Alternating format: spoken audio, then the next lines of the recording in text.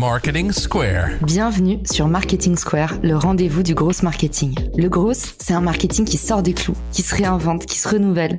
C'est aussi un mindset qui repose sur l'envie de se dépasser, de se détacher de ses opinions une bonne fois pour toutes et d'apprendre en continu. Si tu te reconnais dans cette description, que tu sois débutant ou expert, abonne-toi.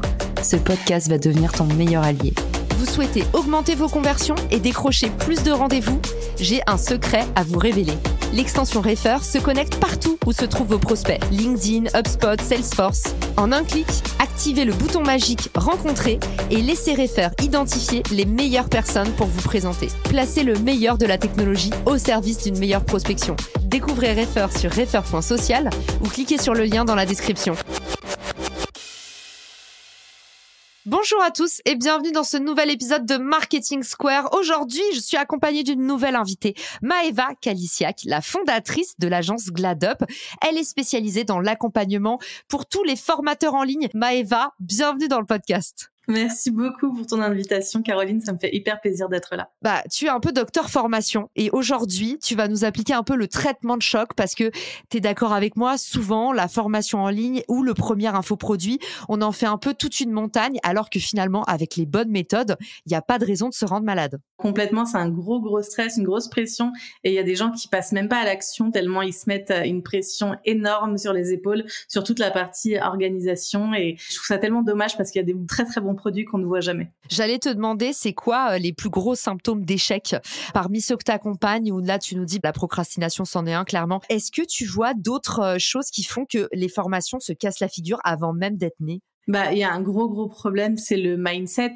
On va pas au bout des choses parce que on a peur de la concurrence, on a peur de pas être légitime, on a toutes ces peurs en fait qui nous empêchent de passer à l'action alors que finalement on est expert dans notre domaine, on connaît notre contenu et c'est dommage d'avoir ce blocage et de pas passer à l'action derrière. Après, il y a d'autres peurs qui se rajoutent qui vont être plus sur le plan technique. Quand c'est nos premiers lancements, où est-ce qu'on héberge nos formations, quel outil on utilise, qu'est-ce qu'on met en place. Mais finalement, c'est surtout des peurs parce que quand tu as la bonne méthodologie, que tu suis tout étape par étape, tu peux lancer très facilement, sans avoir besoin d'avoir les outils les plus chers, d'avoir la communauté la plus grosse. Moi, j'ai commencé, j'avais très peu d'abonnés sur Instagram et pourtant, j'ai réussi à faire des lancements qui ont fonctionné. Je pense que le mindset est le gros blocage. Exactement, et le fait d'avoir peur de pas vendre, d'avoir potentiellement perdu beaucoup de temps et beaucoup d'argent, et aussi peut-être le fait de pas faire une formation à la hauteur, tu vois, et de se dire en fait le problème c'est que j'ai mon savoir-faire, mais derrière j'ai pas envie de me mettre dans un truc où potentiellement les gens derrière sont déçus. Je suis tout à fait d'accord avec toi, c'est un gros frein. Et alors moi, je suis partisante de la méthode du lancement inversé où on va lancer un programme qui n'est pas encore créé. Et la plupart de mes clientes, je travaille avec beaucoup de femmes, ne veulent pas du tout faire ça parce qu'elles veulent d'abord une formation qui est hyper complète, hyper bien construite, hyper belle et hyper parfaite. Sauf qu'en fait, quand on fait sa formation avec ses clients, elle va être d'autant plus parfaite parce qu'on va répondre exactement à leurs besoins. Tous mes premiers programmes, je les ai lancés comme ça et j'ai trouvé ça juste incroyable de cette co-construction de programmes avec mes clients. Du coup, j'ai pu répondre exactement à leurs besoins parce que finalement, c'est pas ma formation, c'est la leur. Je suis d'accord que j'ai toujours commencé par vendre, en tout cas annoncer, avant de créer. Pour certaines personnes, il y a toujours une croyance limitante, comme si c'était malhonnête. Et en fait, c'est pas du tout malhonnête. Déjà, t'es pas obligé de dire aux gens que la formation, elle est faite. En général, tu peux juste dire, voilà, je vais faire une formation là-dessus. Je suis en train de préparer ça. Et c'est une superbe façon de tester l'attraction de ton idée et d'éviter justement de te mettre un peu en galère avec un truc où au final, on connaît ça quand on est entrepreneur. On fait un truc un petit peu à l'instinct parce qu'il y a deux personnes qui nous ont dit pourquoi pas et derrière on se retrouve à payer les pots cassés. Donc prétester son idée, faire du teasing, faire de la précommande, c'est une superbe façon et une honnête façon de vendre finalement. Et tu nous as teasé Maëva, donc je ne fais pas attendre les auditeurs plus longtemps. Par quoi est-ce qu'on commence quand on veut justement lancer son produit ou sa formation en ligne? Alors forcément, si on parle de lancement, à la base, tu dois avoir une offre qui répond exactement aux besoins de ton client cible. Je suis absolument obsédée par le client cible parce que je pense que c'est la réponse à beaucoup de nos problèmes en tant qu'entrepreneur et qu'à la base, elle est là. Tu dois avoir un produit, une offre, qu'elle soit faite ou non, qui réponde aux besoins de ton client cible. Tu dois avoir déjà au moins une communauté, des personnes sur ta liste email, des personnes à qui vendre. C'était l'un des problèmes que j'avais rencontré chez beaucoup de formateurs qui me demandaient de rédiger leur page de vente et qui finalement, en fait, la page de vente n'était pas vue, vu qu'ils avaient personne à qui communiquer cette page. Donc ça, pour moi, c'est la base. Il faut cette communauté, il faut cette offre. Par contre, la formation n'est pas obligée d'être créée. Parfait. Donc, on étudie bien son persona et on est certain de comprendre à quelle douleur, à quel besoin on répond également. C'est ça. Après, tu vas devoir choisir un peu où est-ce que tu vas mettre en place ta stratégie de communication. Et j'ai envie de te dire que le meilleur endroit, c'est celui où tu es déjà. Ça sert à rien de faire des nouveautés pour un lancement. Tu as déjà, je suppose, un canal d'acquisition principal. Peut-être que tu es sur LinkedIn, sur Instagram, ou c'est ton blog, ou c'est YouTube. Moi, c'est Instagram. Et du coup, j'ai une méthodologie qui est sur Instagram. Je cherche pas à m'éparpiller. Je cherche à aller droit au but pour que mon lancement, il me prenne pas plus d'énergie qu'il y en a besoin. Et surtout, une très bonne organisation. Pour moi, un lancement, ça se prépare pas hier pour aujourd'hui. Un lancement, ça se prépare pour moi 2-3 mois à l'avance, où tu vas vraiment pouvoir déjà prendre le temps de poser tes objectifs, construire ton rétro-planning, savoir exactement ce que tu vas mettre en place, où tu vas le mettre en place et comment tu vas le mettre en place en respectant ce tunnel de vente. Tu vas chercher à avoir de l'acquisition, à avoir un max de personnes qui voient ce lancement pour les emmener ensuite à la conversion. Et ces 3 mois te permettent aussi de créer un lien avec cette nouvelle communauté qui arrive. Le lancement, c'est un super moyen, je trouve, pour faire du bruit, pour te rendre visible par plus de personnes sur un temps plutôt court. Donc même si aujourd'hui, tu n'as peut-être pas une énorme communauté, ton lancement, il fera peut-être pas 10 000, 15 000 euros dès le premier, mais en fait, tu vas voir que tu vas attirer plein de monde qui achèteront peut-être au deuxième lancement. Donc toi, tu recommandes de rester focus sur un canal parce que typiquement, imaginons, demain, je me lance dans la vente de t-shirts. Moi, j'ai le gros de mon audience sur LinkedIn. Sur Instagram, je dois avoir un peu moins de 10K. Sur LinkedIn, 80 000. Tu te dis, la question est vite répondue. Je vais plutôt aller sur LinkedIn. Mais en fait, potentiellement, les gens qui vont acheter, ils sont plus sur Instagram. Comment est-ce que tu gérerais un cas comme ça ? Moi, ce que je prends en compte quand on définit la stratégie, déjà, je dis toujours qu'il faut pas choisir celle de Pierre, Paul ou Jacques qui ont déjà fait des lancements et qui ont fait des millions d'euros parce que t'es pas cette personne-là.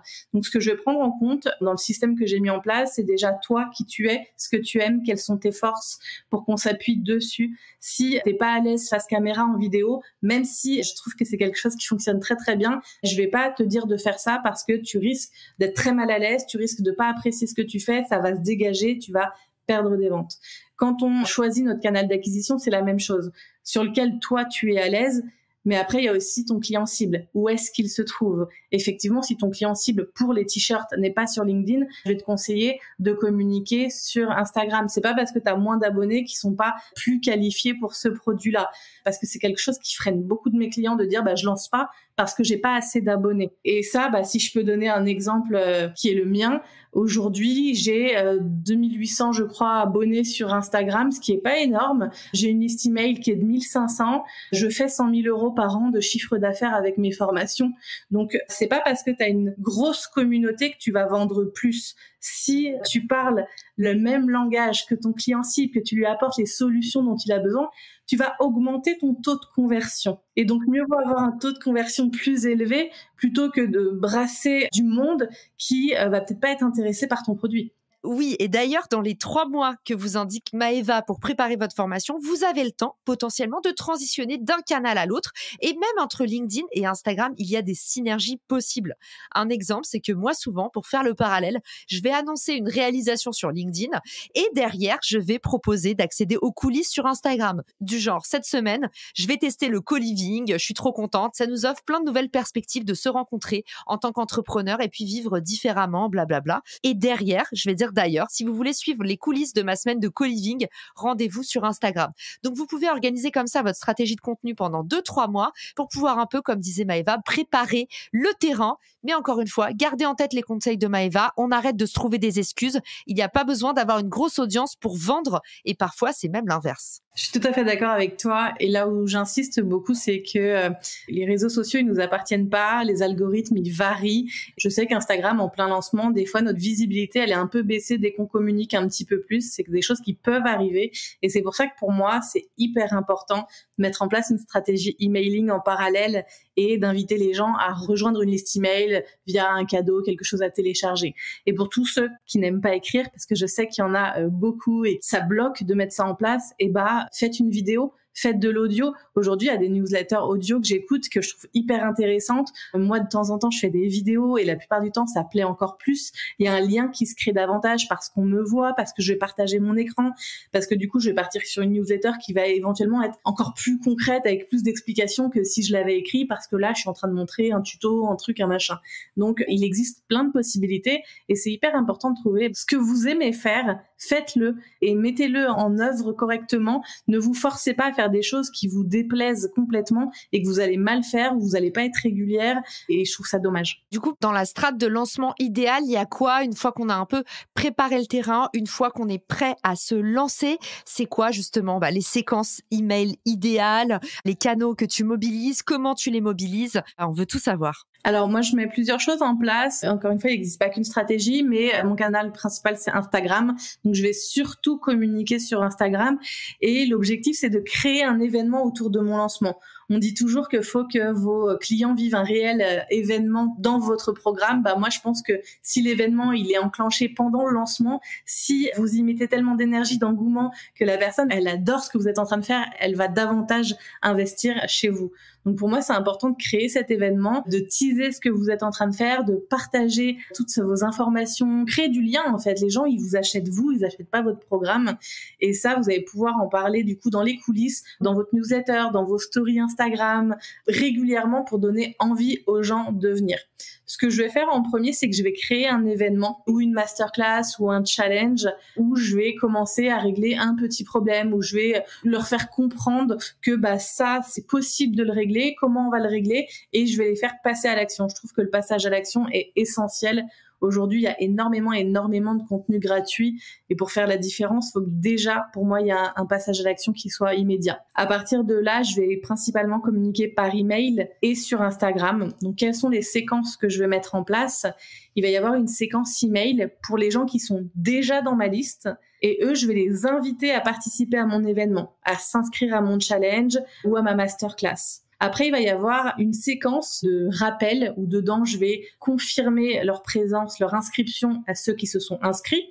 Et je vais envoyer une séquence de rappel avec quelques emails pour leur rappeler de bien être présent en live et surtout de leur expliquer les bénéfices d'être présent en live. Pourquoi c'est mieux d'être là en direct que de regarder le replay. Partons du principe qu'on a tous une vie à 200 à l'heure, on fait tous plein de choses et c'est hyper important qu'on ait ce petit email de rappel pour nous dire c'est tout de suite, c'est maintenant, on y va. Et pour préciser encore un peu plus, quand vous définissez vos heures d'événement, faites-le par rapport à vos clients cibles. Est-ce que c'est des entrepreneurs? Est-ce qu'ils ont du temps le matin, le midi, le soir? Est-ce que c'est des mamans? Et que du coup, peut-être qu'à 21h, ce sera plus idéal parce qu'elles auront couché les enfants. C'est vous qui connaissez le mieux, normalement, votre client cible. Et du coup, vous allez pouvoir créer l'événement dont il a besoin, le bon jour à la bonne heure. Pour les lives sur Instagram, du coup, qu'est-ce que tu recommandes au niveau pratico-pratique? On les annonce combien de temps à l'avance? C'est quoi le format idéal? Avec ou sans invité? Comment est-ce que tu gères ça? Alors, les deux sont bien. Tout va dépendre aussi de tes objectifs. Moi, dans un lancement, je vais conseiller d'avoir un objectif déjà de visibilité. Donc, le fait de faire un live à deux, Instagram va vous montrer dans les deux communautés, ça va ramener des gens. Donc, je trouve que le live à deux, c'est quelque chose qui fonctionne très, très bien. Souvent, la semaine avant que les lives commencent, je vais rappeler. Je vais dire, lundi, je vois telle personne, mardi, je vois telle personne, mercredi, je vois telle personne. Comme ça, c'est vraiment en avant. Les gens peuvent réserver un créneau pour regarder le live et être présent. D'ailleurs, on peut être jusqu'à 4 sur Instagram. Est-ce que justement, plus on est de fous, plus on rit? Ou est-ce que tu as remarqué qu'en fait, 2, c'était cool, mais 4, ça devient facilement ingérable? J'ai fait les deux et les deux sont très très sympas. Après, je trouve que c'est pas la même chose. Exemple, je vais faire un live avec toi, si tu le souhaites un jour, où on va parler de ton expertise, où tu vas me donner tes conseils pour, je sais pas, nous lancer sur LinkedIn ou quelque chose comme ça.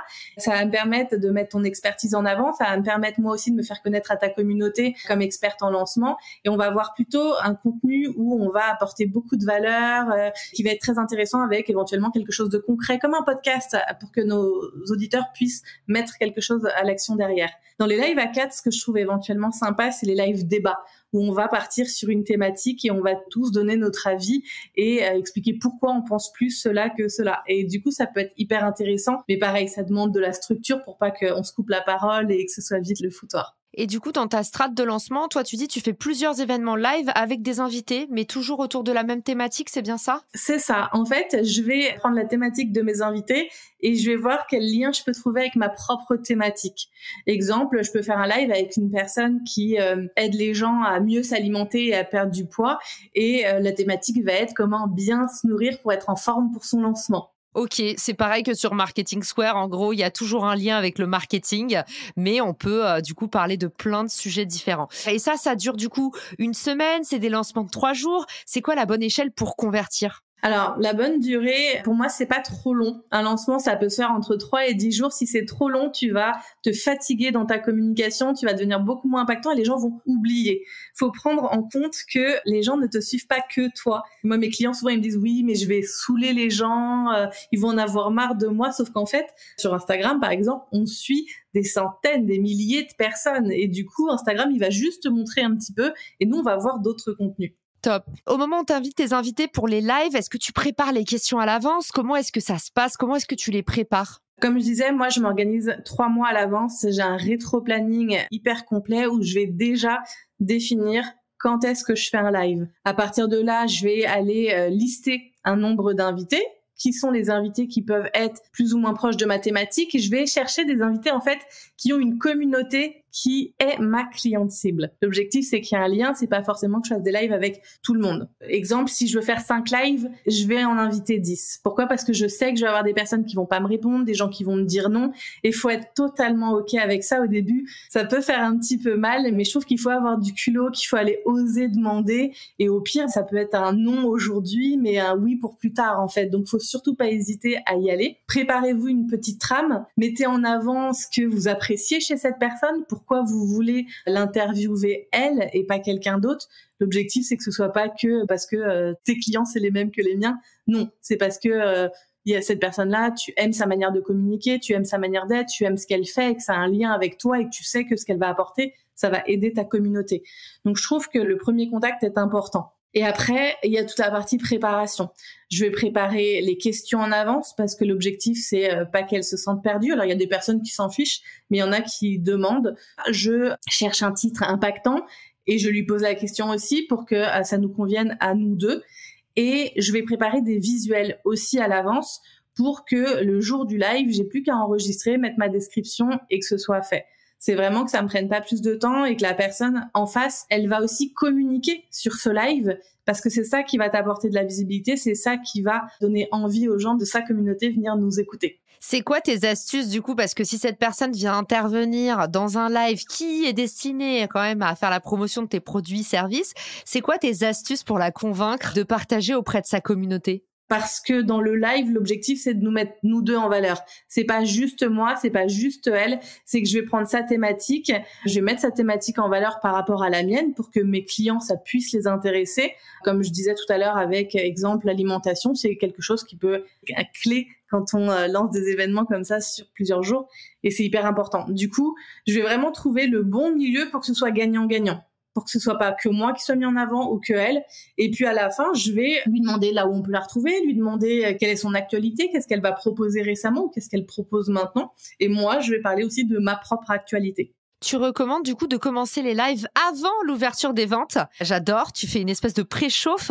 Pourquoi tu fais ça? Et est-ce que justement tu crains pas de perdre des prospects? Parce qu'on dit souvent pour les conversions, il faut battre le fer tant qu'il est chaud. J'ai trouvé ça osé et j'aimerais beaucoup avoir ton retour d'expérience là-dessus. Parce que, au vu de ce que j'ai étudié par rapport à ma propre cliente cible, c'est important vraiment de bien connaître son client cible. Ma cliente cible a besoin de me faire confiance.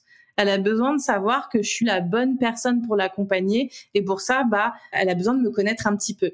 Moi, là où je fais le plus de ventes, c'est à la fin de mon lancement parce que les gens ont besoin de me découvrir, ont besoin de me connaître. Des personnes qui ont déjà investi dans des formations, qui n'ont pas toujours eu des résultats et qui ont un peu peur de réinvestir encore et du coup, ils ont juste besoin de me faire plus confiance. Donc, ce côté préchauffage, ça me permet de créer encore une fois cet effet d'engouement, qu'ils aient envie de noter la date de l'ouverture dans leur calendrier. J'adore et je trouve ça hyper étonnant quand tu dis que tu fais de la plupart de tes ventes à la fin. J'ai pas mal d'amis qui ont fait des campagnes de crowdfunding et qui me disaient, mais en fait, j'ai appris qu'en fait, on fait 70% des ventes dans les 3 premiers jours.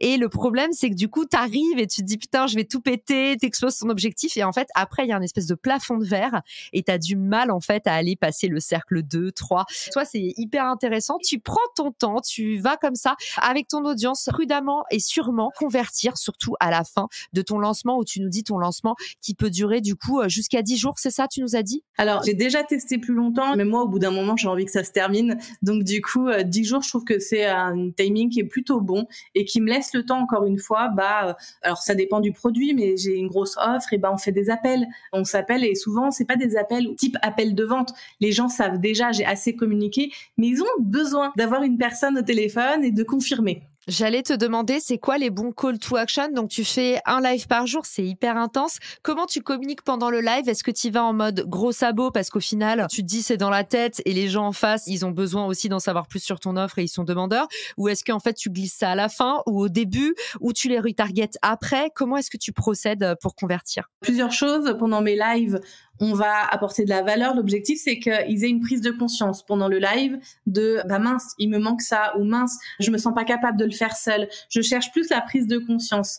Du moment où j'ai la prise de conscience, derrière, ça va être où on s'appelle parce que tu as besoin de confirmer ça, ou tu passes à l'action tout de suite et le bouton il est là et t'achètes. Après, je vais beaucoup communiquer en story. Chez moi, ça fonctionne très très bien. Je vais pas dire achète, achète, achète, achète. Ça les intéresse pas, ça.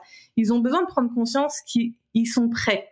Parce que la plupart du temps, ils se disent, je suis pas encore prêt pour mon lancement, j'ai pas assez de communauté, j'ai pas encore créé ma formation. Donc, l'objectif, c'est que je leur montre qu'ils sont prêts en leur expliquant par quoi mes clients passent, certains clients qui ont lancé avant d'avoir créé, certains qui ont lancé alors que 3 mois avant, ils avaient 100 abonnés sur Instagram et pas de liste email et qui finalement ont fait pour un premier lancement 5-6 000 euros. Ils ont besoin de cas concrets, de témoignages et toujours à la fin, tu peux acheter la formation, comme ça tu vas directement sur la page de vente et sur la page de vente, tu peux acheter, mais si tu as encore un doute, tu peux m'appeler. Et là, on prend un rendez-vous ensemble et du coup, ça va très très vite. Il y a des petits créneaux qui sont un peu partout dans mon agenda pendant cette semaine-là pour qu'on puisse échanger, discuter.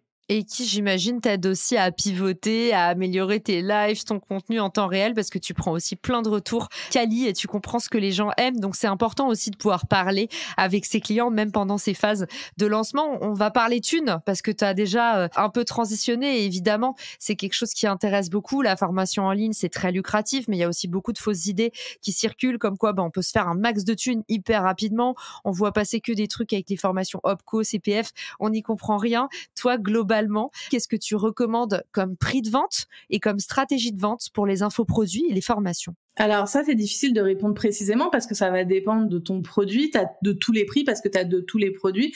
Moi, ce que je recommande souvent, c'est d'avoir plusieurs offres. Ton client cible, il a un chemin de vie. Il va acheter un produit à ce moment-là parce qu'il a tel besoin, mais sa carrière sera pas toute parfaite après. Il va avoir besoin de plus. Exemple, moi, on va suivre ma formation qui est hyper complète. Ils vont faire peut-être un tout premier lancement à 5, 6 000 euros, 10 000 euros. Et peut-être que des gens qui nous écoutent nous disent « Ah, que ça, mais j'ai entendu parler de lancement à 100 000, à 200 000. » Mais en fait, quand on commence doucement. Et on fait pas toujours des milliers de ventes d'un coup. Mais par contre, chaque lancement va nous permettre d'améliorer nos lancements d'après. Donc, c'est hyper important d'avoir ce suivi, d'analyser ces chiffres et de voir un peu qu'est-ce que ton client cible aime, qu'est-ce qu'il a compris, qu'est-ce qu'il a pas compris. Moi, j'envoie un questionnaire à chaque fin de lancement. Pourquoi tu n'as pas acheté? Je sais qu'il y a des gens qui me disent mais c'est un peu bizarre de faire ça, c'est un peu, comme je disais tout à l'heure, je suis obsédée par le persona. Ça me permet d'avoir de la donnée supplémentaire et de savoir comment mon client cible a perçu mon lancement. Est-ce qu'il a bien compris? Souvent, on fait l'autruche, mais aux États-Unis, ça fait des années qu'ils vont recueillir les intentions, même quand c'est des intentions négatives. Pourquoi vous n'avez pas aimé cette vidéo? Pourquoi est-ce que vous quittez le site? Pourquoi est-ce que vous vous désabonnez? Il faut arrêter de faire l'autruche et récolter un maximum de retours là où on le peut. D'ailleurs, tu nous as dit, il faut se diversifier. Ça appelle ma prochaine question. Est-ce qu'on peut faire de l'upsell? C'est-à-dire, est-ce que tu as des petites ruses de SEO à nous recommander pour justement aller gagner un peu plus d'écus avec de la formation, peut-être autour de la formation, peut-être en plus de la formation, peut-être à la place de la formation? Alors oui, carrément. Il y a les upsells ou aussi les bumps. Donc la différence, c'est que le bump, ça va être un produit qui est beaucoup moins cher et qui va être sur ta page de paiement, alors que l'upsell va arriver après. Moi, j'ai beaucoup de clients et en fait, j'ai une offre en accompagnement individuel, une offre en formation en ligne et je me rends compte qu'il y en a beaucoup qui sont fatigués de la formation en ligne et qui ont besoin de quelqu'un qui est derrière, qui les bouscule, qui leur met des coups aux fesses quand il faut. Et du coup, pouvoir avoir une offre supplémentaire qui va proposer, pourquoi pas, du coaching individuel ou pourquoi pas une offre complémentaire. C'est quelque chose qui plaît beaucoup. Et l'avantage, encore une fois, ça rejoint ce que je disais tout à l'heure. Alors, c'est important d'avoir de la visibilité, mais c'est important d'être sur la conversion. C'est-à-dire qu'en faisant ça, tu vas pouvoir faire de ton panier moyen un panier beaucoup plus important parce que les gens qui vont acheter chez toi, ils vont racheter une nouvelle offre. Et là, dans ces cas, tu vas gagner plus d'argent sans avoir besoin de toucher plus de gens. J'adore. Et est-ce que tu as testé, par exemple, l'affiliation pour vendre davantage tes formations? Si oui, quelles sont les bonnes normes? Alors, l'affiliation, pour ceux qui nous écoutent, rapidement, une petite parenthèse, c'est tout simplement quand on n'a pas les moyens d'avoir une équipe commerciale, on peut trouver des solutions comme l'affiliation, transformer vos clients satisfaits ou même votre communauté en ambassadeurs et du coup leur proposer d'aller distribuer votre formation par exemple tout en touchant une commission en rien faisant.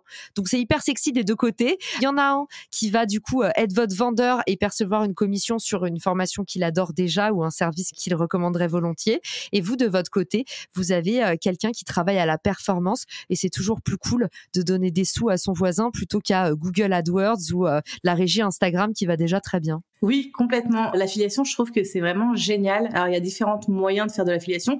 Il y a des plateformes qui sont pour l'affiliation et où n'importe qui peut recommander ton offre. Moi, ce que j'aime bien, c'est des gens qui ont déjà testé le programme. Donc, ou c'est mes clients, ça va être des personnes que j'ai moi-même prospectées, que j'ai ciblées, à qui je vais demander en fait de mettre ma formation en avant. Dans ces cas-là, je vais même leur offrir la formation parce que je trouve ça essentiel qu'ils connaissent le contenu, qu'ils savent de quoi ils parlent. Et c'est hyper avantageux. Alors pareil, j'ai des clients qui me disent oui, mais je perds X pourcentage. Mais non, tu gagnes X pourcentage parce que c'est des gens que tu n'aurais pas touchés.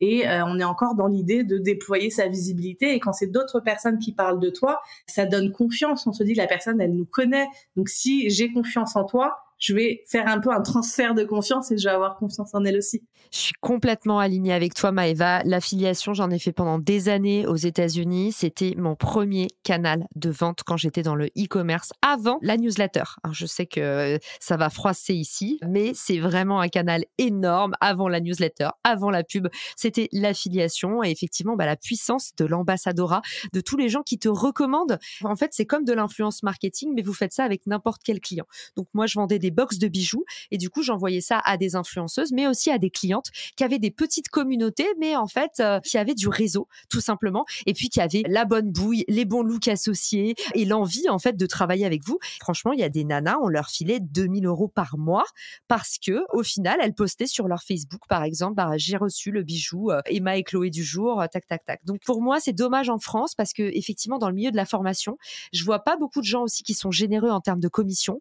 Et pourtant, si demain, je lançais une formation en ligne, un truc enregistré, je proposerais 70% de commission parce que plus vous avez de personnes qui vont vous représenter, plus vous allez les vendre, les formations, et derrière, vous vous en foutez. La formation, elle est déjà faite. Vous l'avez déjà produite. Donc, vous avez tout à y gagner à ce que les gens aient à cœur à la distribuer à très grande échelle. Donc, soyez généreux dans vos programmes d'affiliation. Je vois beaucoup aussi de Français autour de moi qui disent « Ah non, pas plus de 20%, c'est mon travail ». Une fois que c'est produit, vous êtes en train de créer du manque à gagner en n'étant pas assez généreux. C'est génial ce que tu es en train de dire là, parce que alors moi j'essaye, je me bats à chaque fois pour qu'ils donnent au moins 30%, donc je suis loin de réussir à leur faire donner 70%, mais oui, je suis tout à fait d'accord avec toi, en fait, plus on est généreux et plus les gens ils vont avoir envie de vous recommander. Et une fois que c'est fait, c'est fait. Donc en fait, tout ce que vous vendez, c'est du bonus.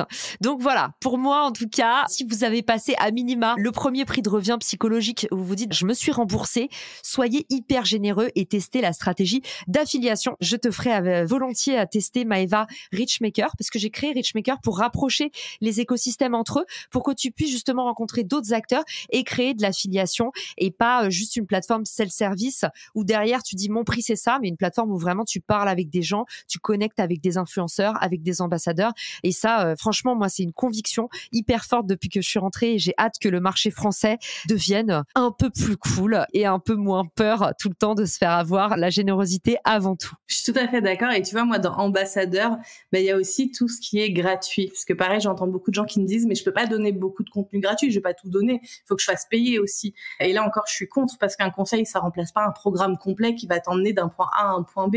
Mais le fait de donner, de répondre aux questions, moi, je passe beaucoup de temps sur Instagram à répondre aux gens en message privé. Et même si éventuellement, c'est des gens qui vont pas acheter, c'est des gens qui vont parler de moi. C'est des gens qui vont être ravis que je les ai aidés, qui vont avoir confiance en ce que je dis. Régulièrement, ça me ramène des clients, juste le fait d'être sympa et de répondre aux gens. Mais bien sûr, c'est la base. Et maintenant, ceux qui pensent qu'on achète du contenu payant se fourrent le doigt dans l'œil. On achète une ambiance, on achète un lien avec une personne, on achète l'accès à une communauté. Mais aujourd'hui, il n'y a plus personne qui va payer juste pour du contenu payant. Parfois, c'est même du mécénat.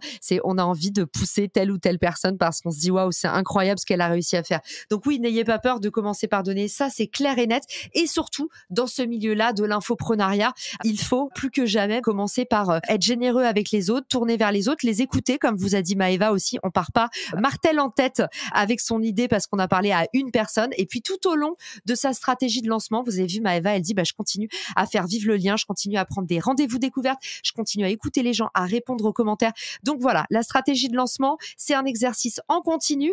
Et ma dernière question, Maëva, avant qu'on se quitte justement, c'est est-ce que tu as l'approche un peu comme les plateformes de crowdfunding type Kickstarter qui vont dire je fais plusieurs lancements dans l'année et je préfère faire des fenêtres de vente rétrécies? Ou est-ce que tu dis, non, moi j'en fais un par an et je le ritualise? Non, j'en fais plusieurs dans l'année. C'est la formation, on dit beaucoup qu'on peut lancer une formation en ligne tout seul et un peu la laisser vivre tout seul et partir, je sais pas, à la plage, n'importe où, voyager.